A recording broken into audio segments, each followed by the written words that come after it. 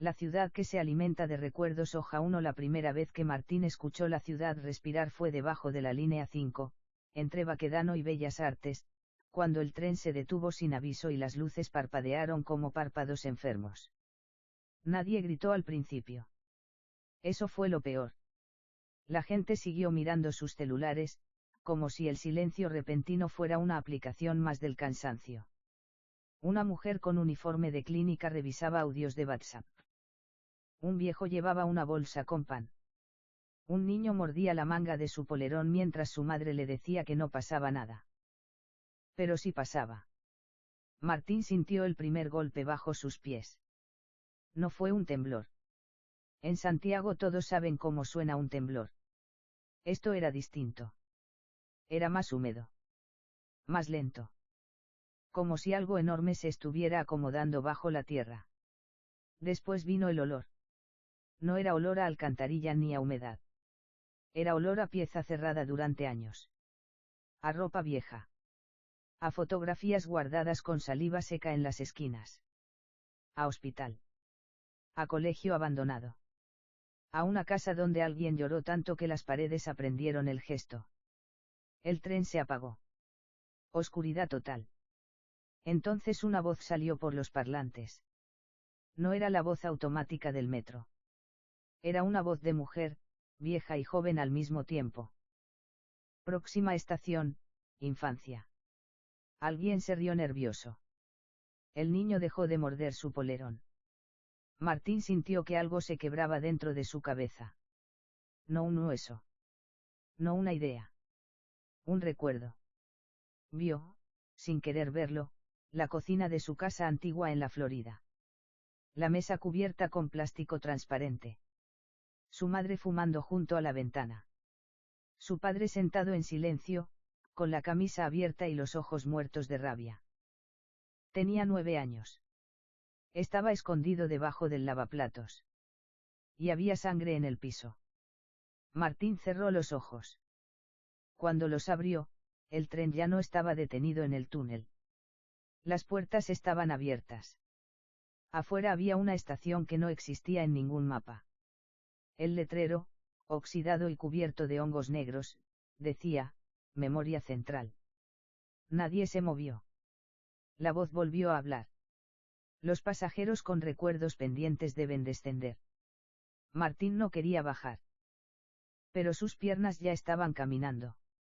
Hoja 2. La estación era más grande que cualquier estación real. El techo se perdía en una oscuridad alta, llena de cables colgantes y raíces que parecían venas. No había publicidad en las paredes. En su lugar, había miles de fotografías pegadas unas sobre otras. Cumpleaños. Matrimonios. Velorios. Primeros días de escuela. Accidentes. Besos que ya no existían. Personas mirando a la cámara con esa inocencia brutal de quien no sabe que más adelante será destruido. Martín caminó entre los demás pasajeros. Todos bajaron. Nadie preguntó nada.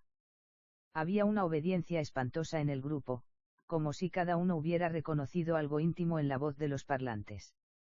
La mujer de la clínica lloraba sin ruido. El viejo del pan llevaba la bolsa apretada contra el pecho. El niño miraba hacia el fondo del andén, donde una escalera bajaba en espiral. No subía. Bajaba. En las estaciones normales uno siempre busca la salida hacia arriba. La calle, el aire, los autos, la mugre conocida. Pero en Memoria Central, todas las flechas apuntaban hacia abajo. Salida a recuerdos no resueltos. Combinación con culpa. Andén trauma infantil. Martín quiso detenerse. No pudo. El suelo estaba tibio. Algo debajo de las baldosas palpitaba. A cada paso, la estación parecía murmurarle escenas de su vida. No con palabras, sino con sensaciones. El olor del arroz quemado. El ruido de una puerta cerrándose fuerte. La presión de una mano adulta en su nuca. El sabor metálico de una disculpa tragada. ¿Dónde estamos?, preguntó la mujer de la clínica. Nadie respondió. Pero una cosa sí respondió. Desde una boletería cerrada, detrás del vidrio sucio, apareció un funcionario del metro. O algo vestido como funcionario. Tenía camisa azul, corbata, credencial y una sonrisa administrativa. Pero su cara estaba mal construida. Parecía hecha con recuerdos de distintas personas. La nariz de un profesor. Los ojos de un abuelo. La boca de alguien que Martín había visto en un funeral. Bienvenidos, dijo.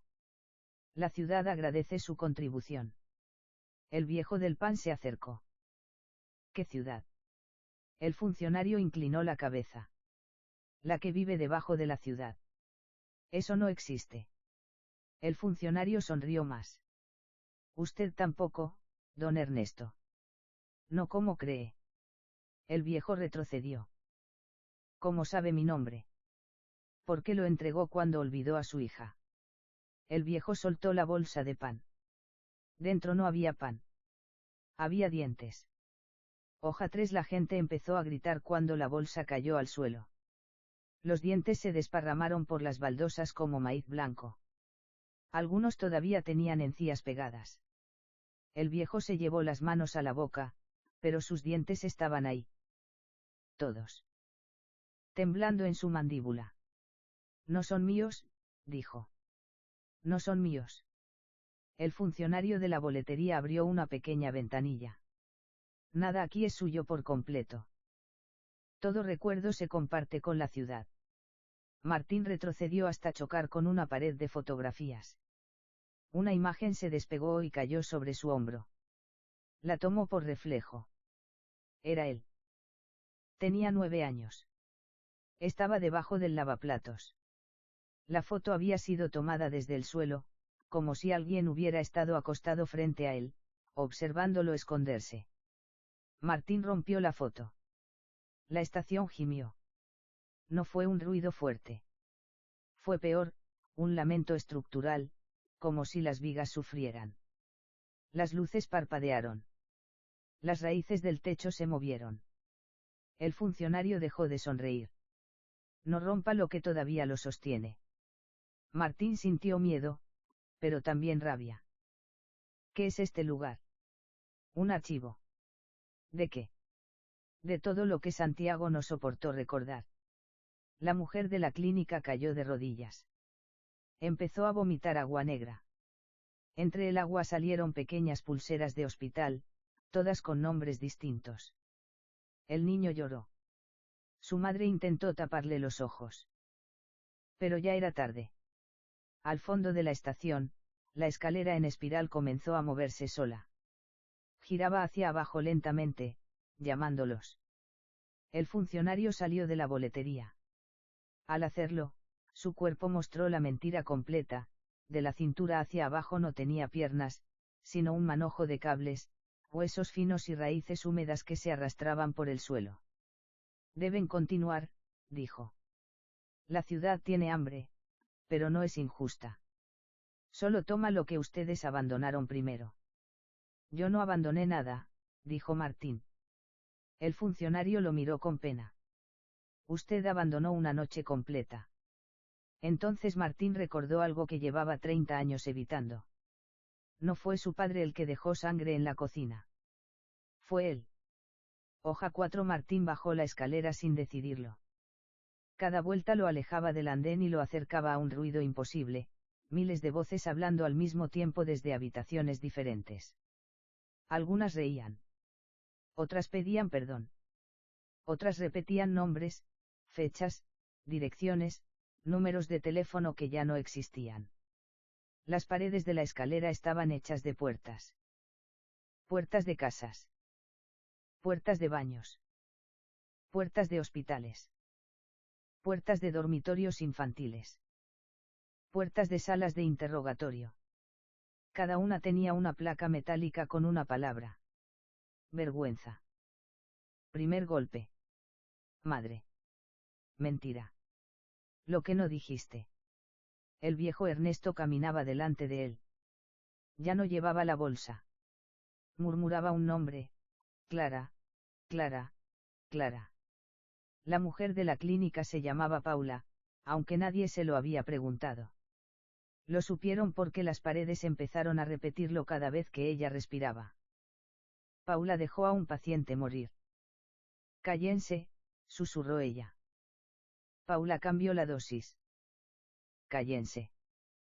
Paula dijo que fue un error. El niño iba tomado de la mano de su madre. Pero cada vez que Martín miraba, la madre parecía más transparente. Como una fotografía expuesta al sol. Al final de la escalera llegaron a una avenida. Una avenida subterránea. No era un túnel. Era una ciudad completa. Había edificios torcidos, postes de luz, semáforos, plazas, kioscos, paraderos. Pero nada estaba construido con concreto normal. Las murallas tenían textura de piel seca. Los vidrios reflejaban escenas del pasado. Las calles estaban pavimentadas con cartas, certificados de defunción, dibujos infantiles y hojas de cuaderno. Sobre ellos no había cielo. Había un techo de tierra palpitante. Y en ese techo se movían siluetas humanas, como personas atrapadas detrás de una membrana. Un letrero municipal oxidado decía, Ciudad Mnemosine Población, todos los que no pudieron olvidar. Martín sintió que el nombre se le metía en la lengua. Mnemosine. La ciudad de la memoria. La ciudad debajo de Santiago. La ciudad que no necesitaba carne. Necesitaba recuerdos. Hoja 5. En la avenida principal había locomoción colectiva. Micros antiguas, amarillas, llenas de pasajeros inmóviles. Taxis negros sin chofer. Bicicletas oxidadas apoyadas contra postes hechos de columnas vertebrales. Todo parecía funcionar según una rutina vieja, como si la ciudad imitara la vida de arriba sin entenderla del todo. Una niña vendía dulces en una esquina. Tenía la cara cubierta por una máscara escolar, de esas que se hacen con cartulina. En la frente llevaba escrito, recuerdo menor. ¿Quieren sopaipillas?, preguntó. Nadie contestó. La niña levantó una bandeja. No había sopaipillas. Había pequeños discos de piel con fechas marcadas. 1994-2001. 2016 la última llamada. El día que fingiste no ver. El viejo Ernesto se tapó la cara. Esto es el infierno. Una voz respondió desde los parlantes de un paradero. Número. El infierno castiga. Mnemosine conserva. Martín miró hacia el origen de la voz. Sobre el paradero había una pantalla negra con letras blancas. Bienvenido, Martín Araya. Recuerdo principal pendiente, cocina, invierno de 1996. Estado, incompleto. Valor nutricional, alto. Martín sintió una arcada. No voy a darles nada. El funcionario del metro apareció detrás del grupo. Sus raíces arrastraban basura, fotos y pequeños huesos. No tiene que darlo. Solo tiene que recordarlo bien. ¿Y si no quiero? Entonces la ciudad lo recordará por usted. Paula, la mujer de la clínica, se puso de pie con dificultad. Podemos salir. El funcionario señaló la avenida. Al fondo, entre edificios torcidos, había una torre enorme. Parecía una municipalidad, una iglesia y un hospital al mismo tiempo. Su fachada estaba cubierta de ventanas, y en cada ventana alguien repetía una escena de su vida. La salida está en el archivo central, dijo. Cada uno debe entregar un recuerdo verdadero. No uno bonito. No uno inventado. Uno que todavía sangre. El niño preguntó, ¿y qué pasa después? El funcionario lo miró con una ternura falsa. Después olvidan. La madre apretó su mano. Pero el niño sonrió. Como si olvidar fuera el premio más hermoso del mundo. Hoja 6 caminaron por la avenida. No había sol, pero había sombra. Eso inquietó a Martín más que cualquier monstruo. Las sombras no pertenecían a los cuerpos. Una farola proyectaba la sombra de una silla de ruedas. Un semáforo tenía la sombra de un perro ahorcado. Paula caminaba con una sombra de cama hospitalaria arrastrándose detrás de ella. La sombra de Martín era un niño escondido. No importaba cómo se moviera, en el suelo, su sombra permanecía agachada bajo un lavaplatos. ¿Por qué mi sombra hace eso?, preguntó. El funcionario respondió sin detenerse. ¿Por qué usted vive parado, pero recuerda agachado?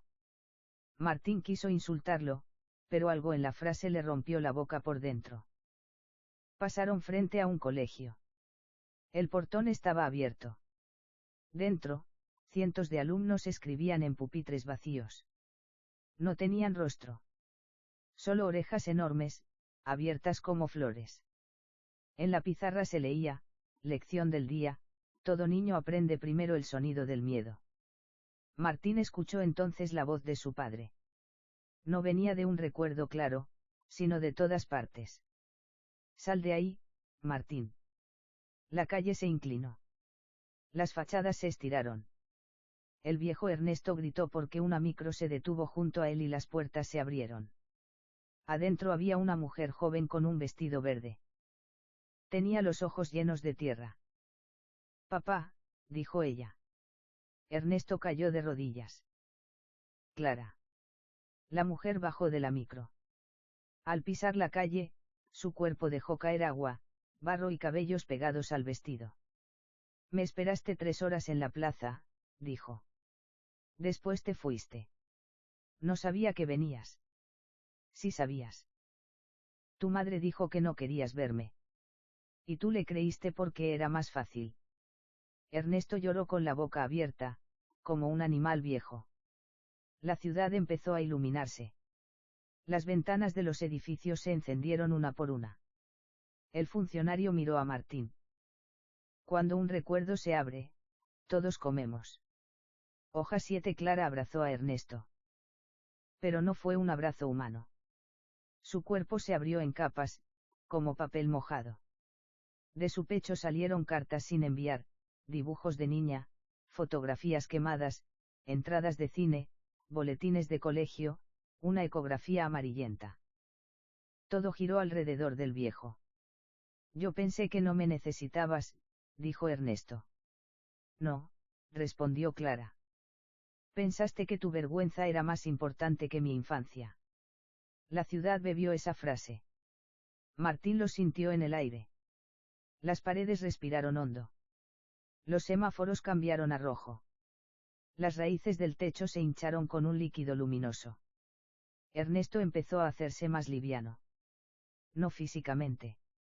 Algo en él se borraba. Sus ojos perdieron una capa de dolor. Su espalda se enderezó. ¿Qué le está pasando?, preguntó Paula. El funcionario respondió, está pagando. Clara tomó el rostro de su padre.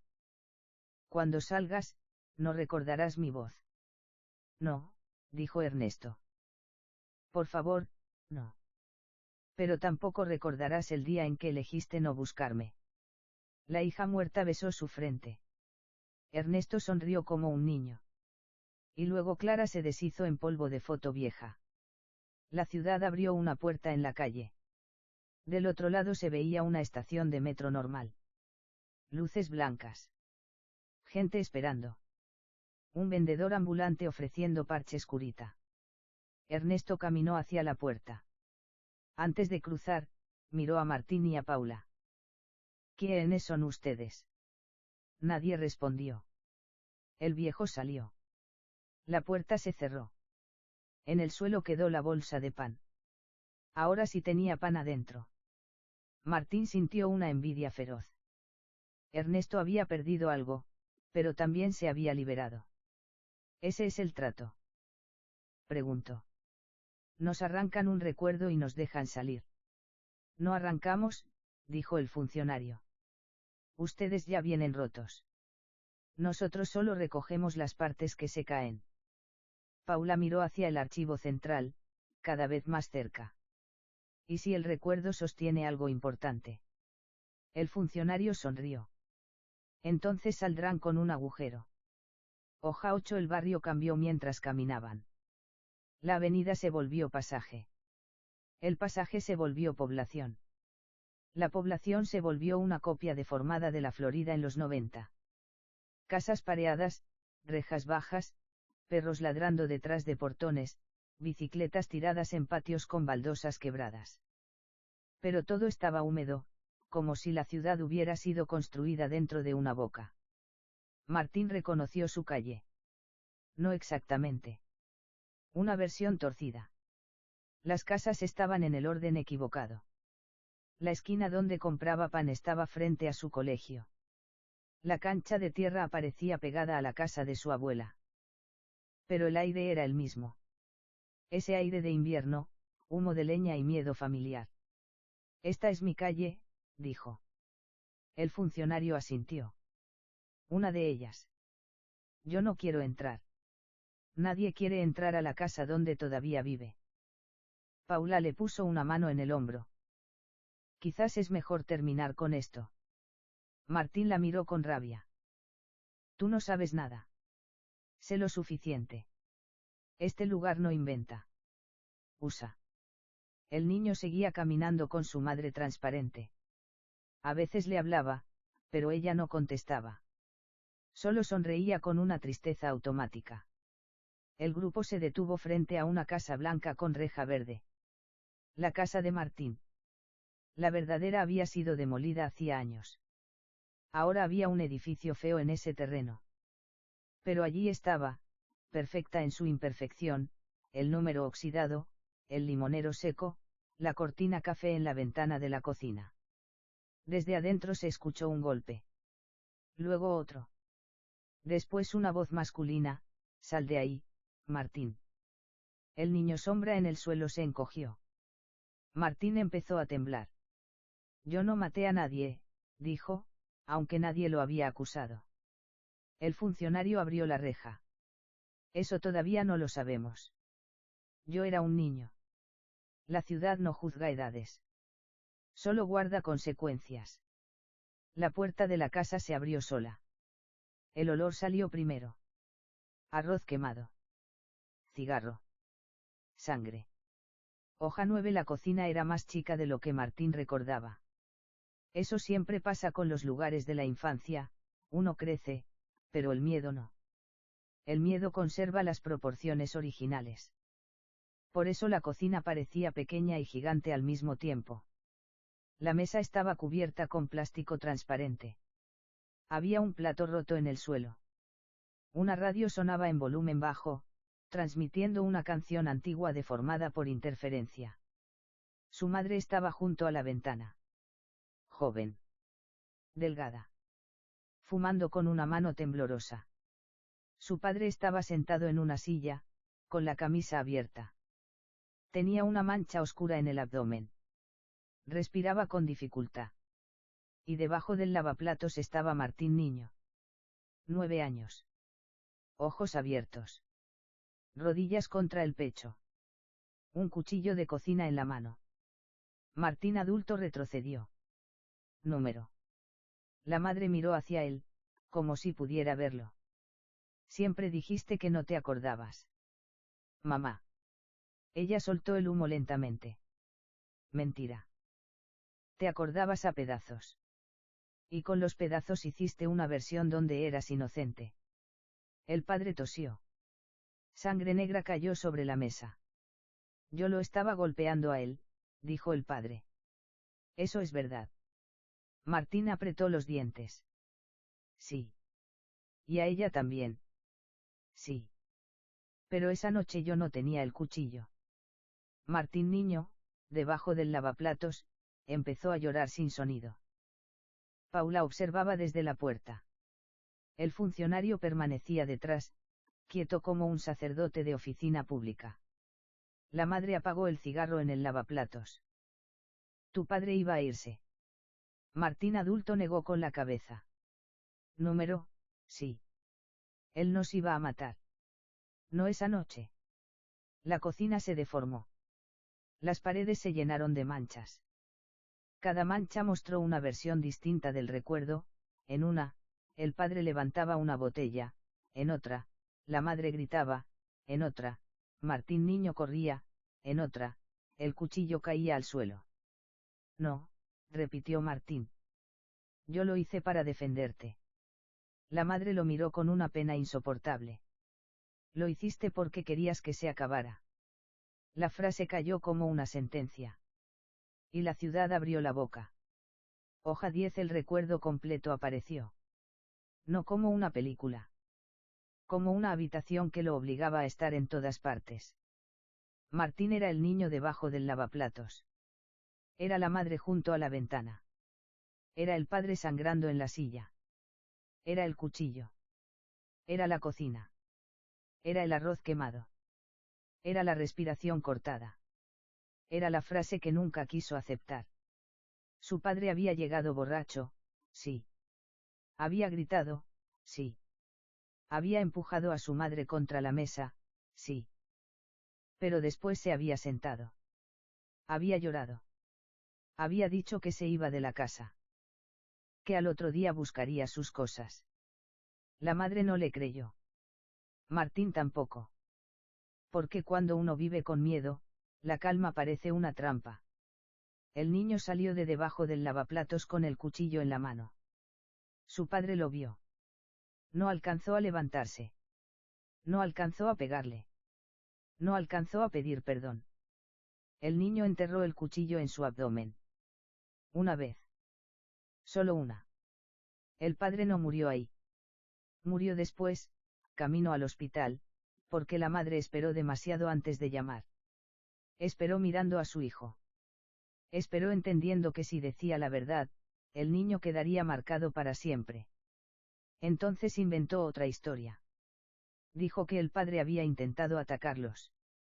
Dijo que ella forcejeó. Dijo que el cuchillo cayó. Dijo que fue accidente. Martín creció dentro de esa mentira como una planta torcida dentro de una botella. La ciudad se alimentó. Las paredes de la cocina empezaron a chupar la escena. La mesa se alargó, el piso se abrió, los muebles se volvieron pasillos. La casa completa fue absorbida por Mnemosine. El funcionario habló, recuerdo verdadero confirmado. Martín cayó de rodillas. ¿Puedo salir? Sí. Una puerta apareció detrás de él. Del otro lado estaba el metro. La normalidad. La superficie. El olvido. Pero la madre lo llamó. Martín. Él giró. Ella ya no parecía un recuerdo. Parecía viva. No entregues todo. ¿Qué? La madre miró hacia el techo de carne de la ciudad. Mnemosine no solo come recuerdos. Aprende con ellos. Hoja 11. La puerta de salida esperaba abierta. Martín veía gente del otro lado. Un hombre bostezando. Una estudiante con audífonos. Un guardia tomando café. Todo tan normal que resultaba obsceno. Podía cruzar. Podía olvidar. Podía dejar atrás la cocina, el cuchillo, la sangre, la mentira de su madre. Podía salir con un agujero limpio en la cabeza y seguir viviendo como todos, pagando cuentas, tomando micro, comprando pan, fingiendo que la memoria es propiedad privada. Pero la frase de su madre quedó colgando. Mnemosine aprende.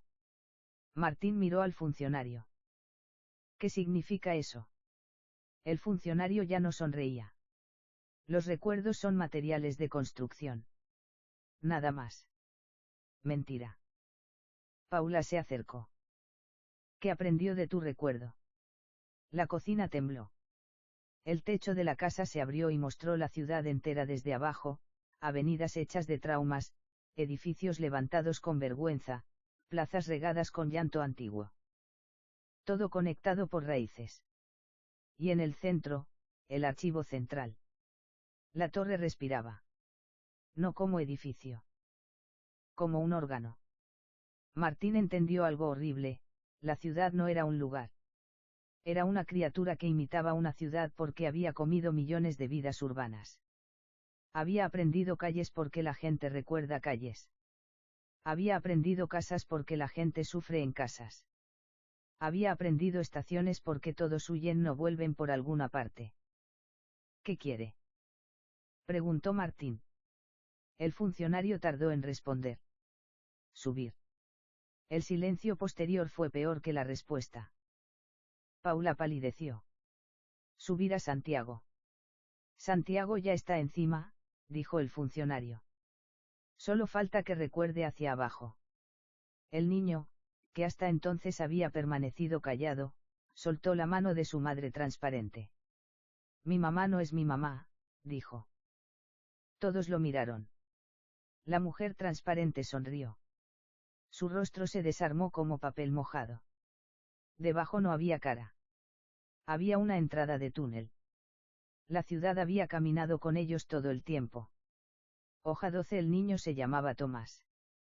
Lo supieron porque la ciudad pronunció su nombre desde todas las ventanas. Tomás perdió a su madre en el Costanera Center. Tomás soltó la mano. Tomás miró una vitrina. Tomás no gritó hasta que fue tarde. La figura que fingía ser su madre se inclinó hacia él. Mi niño, dijo con una voz hecha de comerciales, canciones de cuna y alarmas de tienda. Ven conmigo. Tomás retrocedió. Tú no eres ella. Soy lo que recuerdas de ella. Número, eso es más que suficiente. La falsa madre abrió los brazos. De su pecho salieron pasillos de mayo, escaleras mecánicas, luces blancas, maniquíes sin cabeza. Tomás empezó a deslizarse hacia ella como si el piso estuviera inclinado. Paula corrió y lo agarró. La ciudad gruñó. Las paredes de la casa de Martín se partieron. Ya no estaban en la cocina. Estaban en una mezcla absurda de lugares, la estación, el pasaje, un hospital, una sala de clases. Mnemosine perdía la paciencia y mostraba sus órganos. No lo toques, dijo el funcionario. Paula abrazó al niño. Es un niño. Todos lo fueron. La frase destruyó algo en Martín. Todos lo fueron. Su padre también. Su madre también. Ernesto también. Paula también. Él también. Todos habían sido niños antes de convertirse en cajas llenas de recuerdos útiles para una ciudad hambrienta. Martín se levantó. No voy a salir. El funcionario lo observó. Eso no es inteligente. Quiero llegar al archivo central. Ya entregó su recuerdo. Su proceso terminó. El proceso lo termino yo. El funcionario empezó a cambiar. Su camisa azul se abrió. La corbata cayó al suelo como lengua muerta. Bajo la piel falsa había archivadores, raíces y dientes pequeños ordenados por fecha. La ciudad no permite visitantes voluntarios. Martín tomó el cuchillo de la mesa. El mismo cuchillo del recuerdo. Pesaba como una vida completa. Entonces anótame como problema. Hoja 13. Corrieron. No había otra palabra. Corrieron por calles que se armaban y desarmaban con cada pensamiento. Si Martín recordaba su colegio, aparecía una sala. Si Paula pensaba en el hospital, el piso se convertía en baldosa clínica. Si Tomás extrañaba a su madre, las vitrinas surgían como heridas luminosas en los muros. La ciudad los perseguía usando sus propias cabezas. Detrás de ellos venía el funcionario, pero ya no fingía caminar. Se arrastraba por las paredes, multiplicado en copias imperfectas. Cada copia tenía un rostro distinto, un padre, una profesora, un jefe, un carabinero, un médico, un cura, una vecina.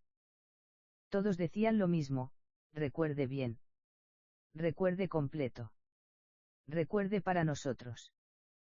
Paula guiaba al niño. Su sombra de cama hospitalaria se hacía más grande, más pesada. Martín notó que ella empezaba a quedarse atrás. ¿Qué hiciste?, le preguntó mientras corrían. Ella no respondió. Paula. Le di morfina. ¿A quién? A mi hermano. Martín no supo qué decir. Estaba muriendo. Cáncer. Gritaba todos los días. Me pidió ayuda. Yo trabajaba en la clínica. Sabía cuánto darle. Eso fue piedad. Paula soltó una risa seca. Número. Esa es la versión limpia. Doblaron por una calle donde llovían fichas médicas. La verdad es que estaba cansada de escucharlo sufrir. Cansada de mi madre rezando. Cansada de mi vida detenida alrededor de una cama. Él me pidió ayuda, sí. Pero yo quería silencio. La ciudad se iluminó con hambre. A lo lejos apareció un hospital. No un hospital real. Uno hecho con camas apiladas hasta el techo, sueros colgando como frutos y monitores cardíacos latiendo en las ventanas. Paula se detuvo. Mi recuerdo está ahí. Martín miró el archivo central. Todavía faltaba. No tenemos tiempo.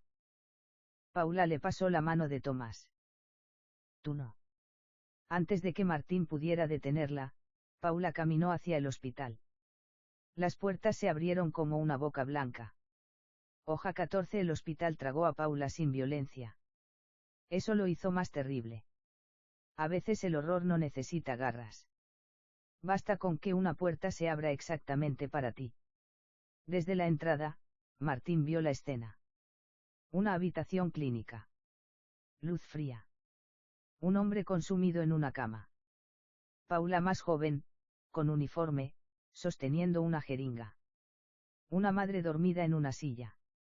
Un televisor encendido sin volumen.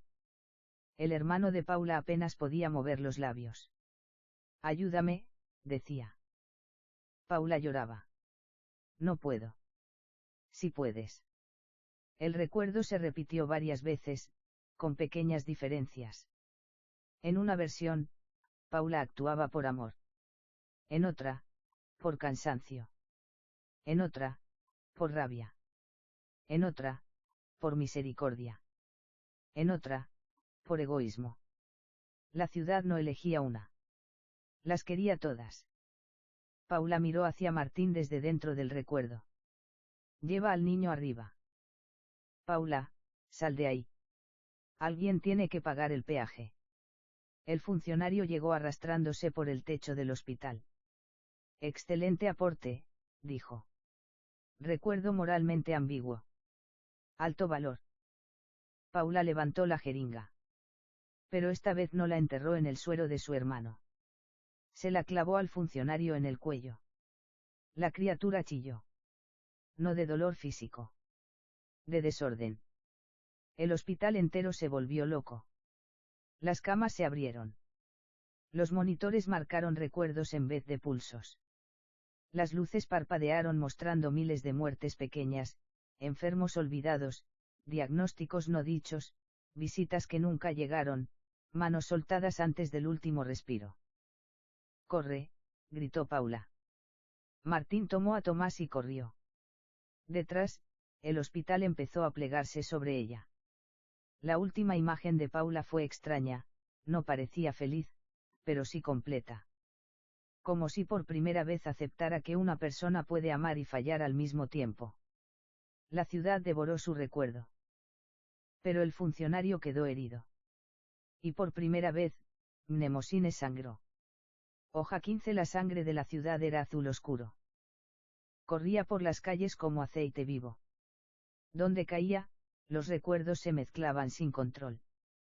Martín vio a su padre sentado en una sala de clases. Vio a Clara, la hija de Ernesto, comprando en el mall donde Tomás perdió a su madre. Vio a Paula niña escondida bajo una cama mientras un monitor cardíaco sonaba en la cocina de su casa. Mnemosine estaba perdiendo orden. Eso significaba que podía herirse. También significaba que podía enfurecerse. El archivo central se alzaba a pocos metros. Era una torre imposible, más alta por dentro que por fuera. Su puerta principal estaba hecha de miles de chapas distintas. Cada una tenía un nombre escrito. Martín encontró el suyo. Martín Araya. Al lado apareció otro nombre. Tomás Rivera. El niño tocó la chapa. Mi mamá está aquí. Tu recuerdo de ella, corrigió Martín. Es lo mismo. Martín quiso decir que no, pero no pudo. Para un niño, Una madre perdida vive primero como recuerdo. Después como herida. Después como mito. Después como silencio. La puerta se abrió. Adentro no había hall. Había un escritorio municipal. Una fila enorme de personas esperaba con números en la mano. Algunos estaban vivos. Otros no. Algunos eran recuerdos. Otros eran apenas formas humanas llenas de ruido. Detrás del mesón había miles de funcionarios idénticos, archivando fotos en carpetas de carne. Una pantalla marcaba turnos, A-455, primer abandono. B-102, culpa sexual. C-009, accidente no confesado. D-666, madre. Martín y Tomás pasaron sin hacer fila. Las alarmas sonaron. Un funcionario se levantó. No pueden entrar sin clasificación. Martín mostró el cuchillo. Vengo a reclamar. El funcionario parpadeó. ¿Qué reclama? Martín miró las carpetas. Los nombres. Las vidas convertidas en trámite. Todo. Hoja 16. El interior del archivo central era infinito. Cada piso correspondía a una emoción. Subterráneo 1, vergüenza. Subterráneo 2, ira. Subterráneo 3, deseo. Subterráneo 4, duelo. Subterráneo 5, infancia. Subterráneo 6, culpa heredada. Subterráneo 7, recuerdos falsos. Subterráneo 8, madres. Subterráneo 9, padres. Subterráneo 10, cosas que nunca ocurrieron, pero igual destruyeron a alguien. Martín y Tomás subieron por un ascensor que bajaba. El panel no tenía números. Tenía palabras. Tomás presionó madre. El ascensor cerró sus puertas. Adentro sonó una canción de cuna, pero desafinada. ¿Tienes hijos? Preguntó Tomás. Martín negó. Número, ¿por qué? La pregunta lo golpeó de forma inesperada. No sé. Mi mamá decía que los adultos siempre saben y se hacen los tontos. Martín casi sonrió. Tu mamá parecía inteligente. Lo era. ¿Cómo era? Tomás pensó. Olía a crema de manos. Cantaba mal. Se enojaba cuando yo dejaba los calcetines debajo de la cama.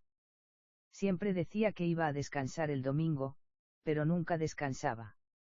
El ascensor tembló. La ciudad escuchaba. Martín le tapó la boca suavemente. No le regales eso. Tomás entendió. Las puertas se abrieron. El piso de madres era un océano de piezas. Dormitorios, cocinas, paraderos, ferias libres, salas de espera, lavanderías. Miles de mujeres repetían gestos cotidianos, doblar ropa, servir comida, esperar llamadas, mirar ventanas, cerrar puertas, acariciar frentes con fiebre. No eran madres reales. Eran recuerdos de madres. Al fondo, sentada en una banca de mayo, estaba la de Tomás. Esta vez no era transparente. Tomás soltó la mano de Martín. Mamá. La mujer levantó la vista. Y lloró. Hoja 17. Martín supo de inmediato que algo estaba mal. La mujer lloraba demasiado bien. Los recuerdos no lloran así. Los recuerdos repiten. Imitan. Conservan una emoción congelada. Pero esa mujer parecía sufrir en tiempo presente. Tomás corrió hacia ella. Martín lo agarró de la capucha. Espera. El niño forcejeó. Suéltame. Mírala bien. La madre de Tomás sonrió entre lágrimas. Mi amor, ven. Su voz era perfecta. Demasiado perfecta. Martín miró alrededor. Todas las madres repetían gestos. Todas menos ella. Ella observaba. Calculaba. Esperaba. ¿Qué eres? Preguntó Martín. La mujer inclinó la cabeza. Soy lo que él necesita. Número, soy lo que tú también necesitaste. La figura cambió. Por un segundo tuvo la cara de la madre de Martín. Joven, con cigarro en la mano. Martín, dijo. Yo mentí por ti. Él apretó el cuchillo. No eres ella. ¿Y qué importa? La verdadera está muerta. Yo puedo decir las palabras que nunca escuchaste. La figura volvió a cambiar. Ahora era Paula. Después Clara. Después una profesora. Después una mujer desconocida. Finalmente volvió a ser la madre de Tomás. La ciudad no subirá con violencia, dijo. Subirá como consuelo. Martín entendió. Mnemosine no necesitaba invadir Santiago con monstruos. Le bastaba ofrecer algo que todos querían, escuchar al muerto, abrazar al perdido, corregir una noche, borrar una culpa, recibir perdón. Nadie pelearía contra eso. La gente haría fila. Pagaría. Bajaría voluntariamente. Tomás lloraba. Pero yo quiero verla. Martín se agachó frente a él. Ella no es tu mamá. No me importa. Sí importa. Tú no sabes. Martín lo miró con dolor. Sí sé. Yo también quise que una mentira me salvara. La madre falsa abrió los brazos. Tomás, mi niño. El niño dudó. La ciudad entera contuvo el aliento. Hoja 18. Tomás dio un paso hacia su madre falsa. Martín no lo detuvo. No podía salvarlo a la fuerza. Eso sería otra forma de abandono. Otra forma de mentira. Cuéntame algo que solo ella sabría, dijo Martín. Tomás se detuvo. ¿Qué? Pregúntale algo que no esté en tu recuerdo. Algo que tú no sepas. La figura sonrió menos. Tomás limpió sus lágrimas con la manga. Mamá, ¿qué pensaste cuando nací? La mujer respondió al instante, que eras lo más hermoso del mundo. Tomás cerró los ojos. Eso lo dice cualquiera. La figura parpadeó. Mi amor, ¿qué pensaste de verdad? El piso de madres comenzó a temblar. La mujer intentó sonreír. Pensé que te amaba. Número. Tomás retrocedió. Mi mamá me contó una vez que cuando nací se asustó. Que no sintió amor al tiro. ¿Qué pensó? ¿Y ahora qué hago con este niño? Después me amó. Pero primero tuvo miedo. La figura se deformó. Su cara perdió detalles. La boca se estiró. Los ojos se hundieron como botones quemados. Eso no era necesario recordarlo, dijo con una voz grave. Tomás tomó la mano de Martín. Mi mamá era real porque no era perfecta. La ciudad chilló. El piso de madre se partió en dos. Las habitaciones cayeron al vacío. Las figuras maternas se apagaron como televisores viejos. Martín vio, al fondo de la grieta, el corazón de Mnemosine. No era un corazón de carne. Era una plaza. Una plaza subterránea, circular, llena de bancas vacías. En el centro había un árbol negro. De sus ramas colgaban millones de fotografías. Cada foto era un recuerdo robado. Y bajo el árbol había una niña. No más de 8 años. Sola. Mirando hacia arriba. El funcionario herido apareció detrás de ellos. Han llegado demasiado lejos. Martín miró a la niña bajo el árbol. Esa es la ciudad, ¿verdad? El funcionario no respondió. No hacía falta. Hoja 19. Bajaron por la grieta. El funcionario no los atacó. Eso asustó más a Martín. La ciudad parecía haber cambiado de estrategia. Ya no quería perseguirlos. Quería que llegaran. La plaza central de Mnemosine era silenciosa. Después de tantas voces, el silencio parecía una anestesia. El árbol negro ocupaba el centro. Sus raíces entraban en la tierra y subían hacia Santiago. Sus ramas sostenían fotografías, cartas, juguetes, llaves, boletas, mechones de pelo, audios convertidos en pequeñas campanas. La niña miraba una foto rota. Martín se acercó despacio. Tú eres Mnemosine. La niña negó. Yo fui lo primero que comió. Su voz era muy suave. Tomás se escondió detrás de Martín. ¿Cómo te llamas? No me acuerdo. La respuesta heló la plaza. La niña siguió mirando la foto rota. Arriba había una ciudad más chica. Antes de los trenes. Antes de los edificios grandes. Yo caí a un canal. Nadie me buscó bien. Mi madre me olvidó para poder seguir viva. Mi padre dijo que nunca nací. La tierra guardó mi nombre porque nadie más quiso hacerlo. Martín bajó el cuchillo. Entonces la ciudad nació de ti. Nació del hambre que dejó mi ausencia. El funcionario llegó hasta la plaza. Ya no parecía monstruoso. Parecía cansado. La memoria humana es injusta, dijo. Recuerda tonteras y abandona muertos. Nosotros corregimos eso. No corrigen, dijo Martín. Coleccionan heridas. La niña miró a Tomás. Todos quieren recuperar algo. Pero ustedes lo usan para alimentarse. ¿Y arriba no? Preguntó la niña. Martín no respondió.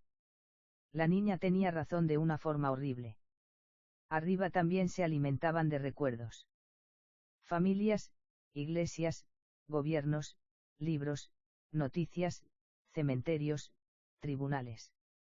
Todos ordenaban el pasado según su conveniencia. ¿Qué quieres? Preguntó Martín. La niña señaló las raíces.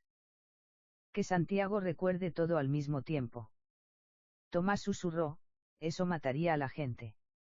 La niña lo miró sin maldad. Número. Solo dejarían de mentir. El árbol negro empezó a florecer con rostros. El ascenso había comenzado. Hoja 20. Martín entendió que no podía destruir Mnemosine. Una ciudad hecha de recuerdos no muere con un cuchillo. Cortar el árbol tal vez liberaría algunas fotos, pero no acabaría con el hambre. Mientras arriba hubiera gente tragándose el dolor para funcionar, la ciudad seguiría creciendo. Entonces hizo lo único que la ciudad no esperaba. Le ofreció un recuerdo voluntario. No el de la cocina. No el de su padre. No el de su madre mintiendo por él. Otro. Uno más profundo. Uno que ni siquiera él había querido mirar. Martín caminó hasta el árbol negro y apoyó la mano en el tronco. Te doy el recuerdo de cuando decidí olvidar. El funcionario retrocedió. No haga eso. La niña levantó la vista. Por primera vez pareció asustada. Martín cerró los ojos. Volvió a tener 9 años. Estaba en el hospital. Su madre hablaba con carabineros. Un médico le decía que su padre había muerto. Martín escuchaba desde una silla plástica, con los zapatos manchados. No lloró. No porque fuera fuerte. Porque en ese momento tomó una decisión infantil y monstruosa, si no recordaba bien, no sería culpable. Esa fue su verdadera creación. No el cuchillo. No la sangre. El olvido elegido. Martín le entregó eso a la ciudad. Mnemosine lo mordió. Y se atragantó. Porque ese recuerdo no era alimento, era veneno. La ciudad podía comer dolor, vergüenza, culpa, miedo. Pero no podía digerir el instante exacto en que una persona fabrica una mentira para sobrevivir. Ese momento era demasiado humano, demasiado contradictorio, demasiado libre. El árbol negro ardió sin fuego.